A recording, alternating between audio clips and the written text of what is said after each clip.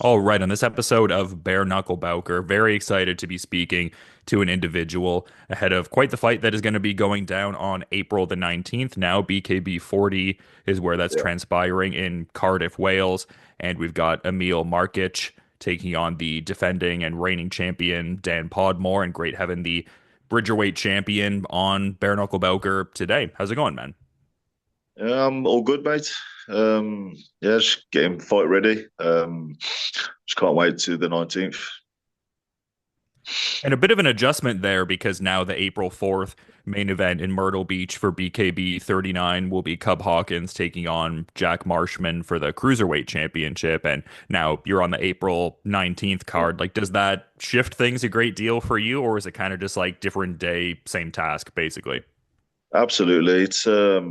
You know, it doesn't matter where I fight this guy. It could be in South Carolina, it could be in Cardiff, it could be in Timbuktu. It doesn't really matter. It's not going to change the outcome when it does finally happen. Obviously, I was supposed to be fighting in South Carolina. I've had a few visa issues, but me and the company we're going to be getting that sorted. So it's not that I won't be able to fight in America. It's just been postponed. So I'll be in America at a later date. Is that like a particularly big thing for you to like want to actualize into reality someday fighting stateside? Absolutely, I think it's the dream, isn't it? Really, if you anything outside of the states, it's that's where you need to be to fight. And I think the UK, I've completed it, sort of thing. So the next step is to show the American audience and the American fight fans who I am and what I'm about. And I think you know that's that's about to happen. Yeah, for sure. And speaking of that exposure to American audiences and really, presumably a lot of audiences worldwide, that big broadcasting deal the company now has with Vice TV, I would think that would be exciting for you just being a champion and the, promotion and, having that kind of spotlight put on what you're doing. Absolutely, it's more eyes, more exposure. Yeah, so that's it's all good news, isn't it? Yeah, and curious to get your thoughts on the name change because it's kind of going back to the old familiar in a way. Just, BYB had acquired BKB anyway, and I think it does kind of make more sense on a branding level to go with that BKB moniker. Like, what are your thoughts on the, promotion kind of reverting to that in a sense? Um, well, I've always thought, BKB is the better name. I know that BYB acquired it, but I think it was the smart choice for them to go back to the old name. Obviously, because when you're typing into say Google bare knuckle boxing, that's what's gonna come up first. Even to the point where you're going to be talking to someone and saying, "Oh, so what fight promotion do you fight for?" And it's going to be Backyard Brawls Extreme. It doesn't really sound as professional as BKB and bare knuckle boxing. So I'm glad they've gone and reverted back to the original name because I think it's more professional, you know, all round. Yeah, no doubt. And I mean, you're not necessarily a stranger to championship gold, just, cementing yourself as a two division champion ultimately. So just what are your thoughts on just how the last fight played out and everything like that? Just getting that championship win over, Ryan Barrett and, doing so in short order in the first round there and everything like that. Um, well, goes back to the first fight we had. I lost all sort of composure for the fight. All game plans went out the window. And basically flipped the coin, and it was 50-50. You know what I mean? He hurt me, but then I hurt him. It could have gone either way. Um, this time, I wanted to show my boxing ability and the composure side of things, because we've sparred for 2 years, and I know exactly how that spar goes every single time, and I don't never come out on the bad side of things, sort of thing. So I wanted to show people what what's supposed to happen the first time, and I think I achieved that. And how satisfying is that? Like, not even through, I guess, the usual combat sports kind of lens of like, getting revenge or something of that persuasion. Like, it seems like the way you described it was almost more of like a personal battle that you'd overcame in terms of like the improvement and I guess how you regulated things from the first fight to, the Barrett outing we were just talking about. So, is that kind of how you look at it too? Like, it was almost just like, It was a transition for me because when I fought Ryan the first time, I was in a different gym. I was in Fitness Factory in Birmingham. Um, but now I've actually moved gym to Connelly's gym. I get trained by Mike Connelly, and it's a more technical gym, and that's what I needed. Fitness Factory took me to as far as they possibly could. I know they've still got some good fighters in there, but I felt that I needed to move to progress my career. I felt like the last few fights that I had from there, I sort of like declined in. Um, yeah, so I thought I was going downhill a bit, it's rather than progressing. But now, I've had two fights under Mike. I've won two world titles back to back, um, and onwards and upwards. We're gonna continue to go. yeah, and that's, I mean, pretty incredible just considering I felt like even before you went to Kennelly's gym, you were demonstrably successful already, but just, really speaks volumes how much that gym has leveled you up per your account there. Absolutely. Don't get me wrong, Simon at Fitness Factory. He got me fight ready. He got me fit. He got me strong. I won two world titles in two different weight categories. I got two Police Gazette UK belts. I had a British title, so I won five belts even before I'd got to Connelly's. But then when I started to lose, um, I thought, yeah, I definitely need a change. But then I've changed. It was the best thing I ever did, and now we've two world titles back up in two fights. And now we're just about to defend the Bridgerweight world title, and then, like I said, it's onwards and upwards again. Yeah, and it's cool to see that sort of like in between kind of weight category because as you outlined, BKB heavyweight and cruiserweight titles to your credit, and now having that Bridgerweight title, I just feel like it gives fighters more opportunities. Like I've talked to different fighters who are at heavyweight and then even at cruiserweight who indicate that certain interest in Bridgerweight, like just more options for fighters, right? Absolutely, and even still, when I was at heavyweight, I didn't think none of these heavyweights could beat me. I was too fast, too strong, too agile for them. But then I dropped down to cruiserweight, which was more. There was more guys just like myself, but even then, I felt I had the advantage on them all. But now we're smack bang in the middle. It's I think this is my division, and this is how I'm just going to dominate everybody.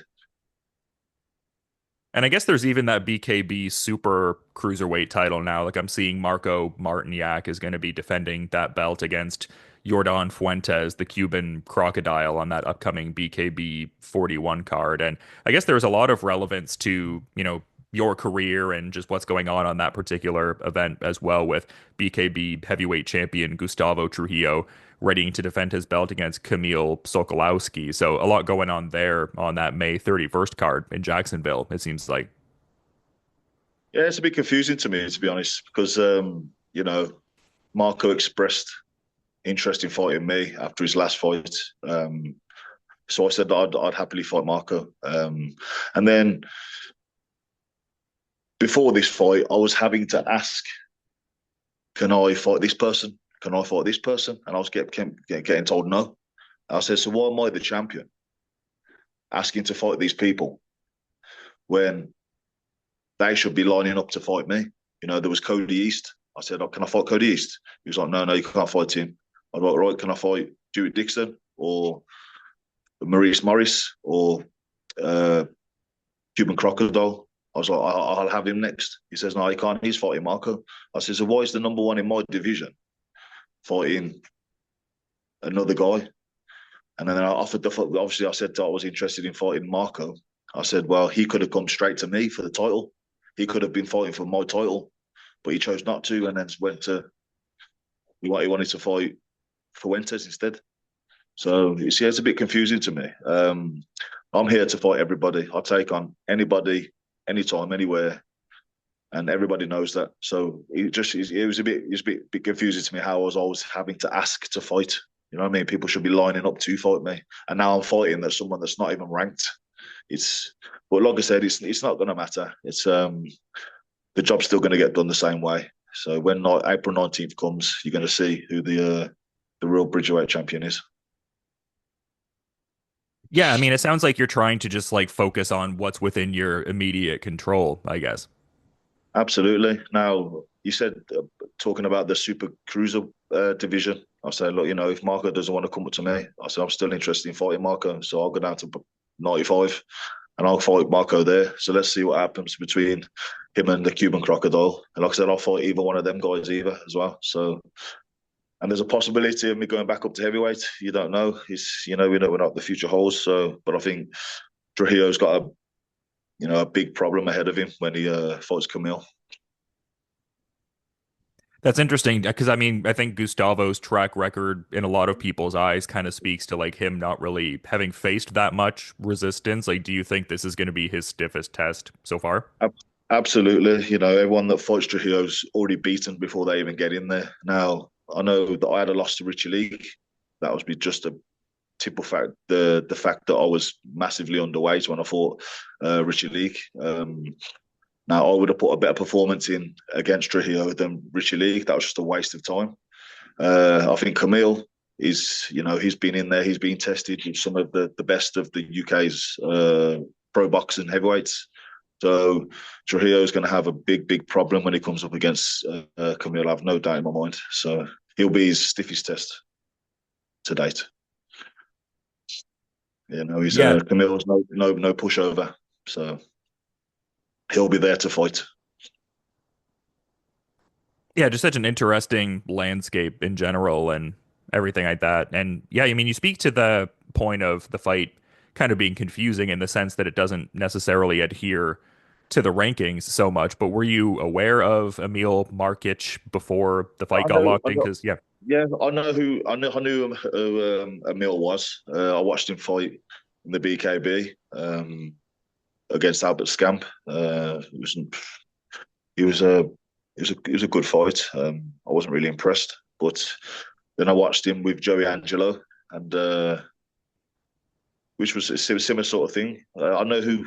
That's what I'm saying. We knew who he was. You know that he was in my weight category, so I'm aware of everybody in the weight class, the weight category. So it's we're ready to fight anybody, and if it's now Emil Markic, it could have been anybody. Like I said, it doesn't really matter. It's the job's going to get done. yeah, and I guess he's kind of similar to you in as far as like he's gotten both of those looks from the BKB that has more of that like I guess traditional original kind of rule set, and then also the look inside of the Trigon where the active clinch component is at play. So it seems like there's that similarity in a certain regard at the very least. Yeah, yeah. It's going to be Emil's second fight in the Trigon. It'll be mine also. Um, he's more Eastern European style. Um, yeah, it's going to be an interesting fight. And it seemed like based on a post-fight chat after your BKB 39 fight, you were wanting to like, compete in the Trigon and, get to, add that to the resume, just capturing a title and a different rule set within bare knuckle. Like, was that like obviously there's like more goals you have to accomplish, but was that like a really meaningful accomplishment for you, like ultimately winning another bare knuckle boxing title in a different rule set and framework in a sense? Absolutely. There's not many people that have gone and been world champion in two promotions. I've won four world titles. I think I'm tremendously undervalued and under recognized. So I think I'm currently flying under the radar of some of the best fighters in the world. I think some of the guys that have done what I've done are the big names like Barry Jones and the LTs and the Jimmy Sweeneys. You know what I mean? That's the only people, and the Luis Palominos. They're the only other peoples that have, won multiple world titles in different divisions. I'm a four-time world champion in three different weight classes. So and there's not many people that you can say, have you heard of Dan Podmore? You know what I mean? It's yeah, it's not it's a bit of a weird one, really. But the Americans, the American audience are gonna soon find out um, what I'm about anyway. So Yeah, and that is a curious thing. Like, what do you, I guess, attribute that to? Because as you outlined, your resume definitely speaks volumes. Like, it would seem like there would be, I guess, a level of notoriety you have that would be commensurate with your resume and everything. I think it's because I let my fists do the talking. You know, I don't trash talk.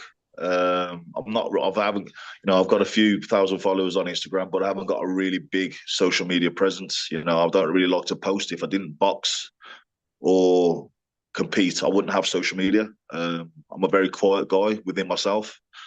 Um, but other than that, you know, yeah, I'm not really a trash talker and a loudmouth. You know, I don't want to talk my way into fights. I'd rather just get a fight and then we'll let let the fighting do the talking instead of uh, trash talking and stuff. So that's I I seem I think that could be a tribute to why I'm not really appreciated and undervalued sort of thing as what I am. So Yeah, well, hopefully some of the factors that we've kind of touched on before and whatnot, just like this Vice TV deal and some of the other considerations, just in terms of the promotion seemingly upping its scale, like hopefully that can create a certain level of spotlight on what you're doing. Because yeah, there is something kind of curious about that because I feel like people who comprehensively follow the bare knuckle scene definitely know what you bring to the table. But I feel like sometimes the, I guess, American fans, or even in a broader sense, North American fans, like sometimes they have that fixation on just like the domestic circuit more so. absolutely, like I said, it's my time to open their eyes now to some of the UK's best. You know what I mean? And I'm there with them. You know what I'm saying? I'm up there. So, like I said, if I wasn't, I wouldn't have won multiple world titles. And is it exciting for you to ultimately be competing in a slightly different rule set? Like we were kind of talking about that before. Has that kind of informed how you, I guess, curate your training? Like, is there more of that active clinch fight centric kind of training that you've added since becoming part of this new, promotion, rule set, etc.? Yeah, it's probably a little unknown fact that I used to, do MMA when I was young. You know, I've did a bit of Muay Thai. You know, so I'm active. I'm good with the clinch and stuff. But some of the stuff that we're working in the gym, it's definitely gonna shine through in some of the fights that we have. We're definitely focusing more on some of the clinch work and stuff. And yeah, I don't think some of the other guys are going to be ready, for some of the stuff that we've got. Um, it's going to be interesting. We're going to see.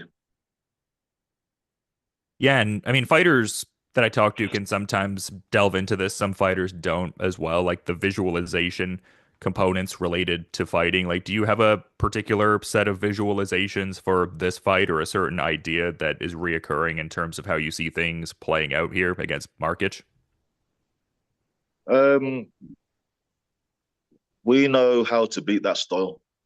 And that's basically all I'm going to say. So we've got a plan set in place, and that we know that's winnable against that style. So that's what we'll be doing. And I see myself winning the fight in spectacular fashion. And I guess like some fighters also kind of have a particular idea of how active they're looking to be in a given calendar year. And I don't ask this to overlook your opponent, obviously, but I mean, get your ideal outcome here in this upcoming fight. Do you have a particular idea for how many fights you're looking to take this calendar year? I would think you would want to be decently active, or it seems like it at least. Like I said, I would have liked to have got one in already in the year. You know, I'm a 3 or 4 a year fight type of guy, sort of thing. So I like to stay active. I like to stay busy. Um, you know, bare knuckles, the bare knuckle career. You know, there's no longevity. There's no longevity in a bare knuckle career. You know what I mean? Especially if you're coming across some of the best fighters in the world. You know what I mean? It's so I like to get them in quick, and see where we go from there. Because, like I say, if I'm not training, I get kind of lost. So I like to stay busy, stay active, and stay concentrated on the task at hand. So when I've got a fight in front of me, I stay in the gym, and this is where I spend most of my time. Is in the gym, in the gym. So Yeah, I guess bare knuckles not, a sport that you can, like you said, have that longevity in. It's not like back in the days when you were on the unlicensed boxing circuit with around 200 some odd fights, eh? exactly, like I say, this will be my 14th, was it 13th or 14th bare knuckle? I think it'll be 12th with the BKB BYB. And that's more than I ever thought that I would ever have. But like I say, since the Josh Burns fight, I've gone from strength to strength, and I'm pulling out these wins left, right, and centre. So it's as long as I keep winning, and I'm coming out unhurt, I will keep continue to fight. And I've never come out in the fight with any seriously bad injuries. So we're going to keep going. Yeah, absolutely. And just, yeah, such an exciting fight and great that you're, I guess, so adaptable with the change in the card and stuff like that. Like you just seem very locked in on the task at hand and everything. Is there a certain something to, fighting domestically and having that like home crowd in a sense, like not directly like hometown per se? I mean, and I know we were talking before too about the intrigue of fighting in America and what that could represent for your career growth. But is there something cool about getting to fight on one of these Cardiff cards? Because it seems like it's been a good, strong market for BKB. So there's nothing like fighting in your hometown. There's, the atmosphere is electric, and then we all want to go and do that American the American fight. Everyone wants the American fight. It's the American dream for fighters, sort of thing. So, and for me, Cardiff is going to be just as electric as my hometown. I've had a certain few visits now to Cardiff where I've sat in the crowd and I've viewed. I've sat and watched the fights, and it's absolutely breathtaking how the Welsh atmosphere is. It's really really good. So I can't wait to experience that myself when I'm in there, and it's yeah, can't wait. Yeah, and you did kind of in a cursory way mention the name of Barry Jones earlier. Like, what are your thoughts on what he was able to do just in terms of rebounding from the setback against LT Nelson and then finishing Gregorius Cisneros in such short order to become the BKB light heavyweight champion? For me, Barry Jones is the best to ever do it. He's the goat in my eyes. So haven't I think he'll be wanting to fight LT next, and I think he'll wrong that right. I mean, he'll right that wrong. Sorry. So yeah, I think Barry Jones is the best to ever do it. Bare knuckle. Yeah, I mean, I think that would be a rematch that any, bare knuckle fan would want to see, just considering how great the first fight was and how pedigreed both guys are. Absolutely, that's one that I'll be eager to see. Yeah, but your fight coming up is one I'm quite excited for. And like I said, I feel like you're in such a cool spot in terms of like the opportunities that you could have, whether you choose to, resume what you're doing at heavyweight, or it seems like you're even entertaining going down a bit. And then you could obviously make a great run as the Bridgerweight champion. So it just seems like there's such a multiplicity of options for you right now. It would seem like a good place to be in that regard. Yeah. See, for me, I'm just I like to challenge myself, and I'm into taking risks.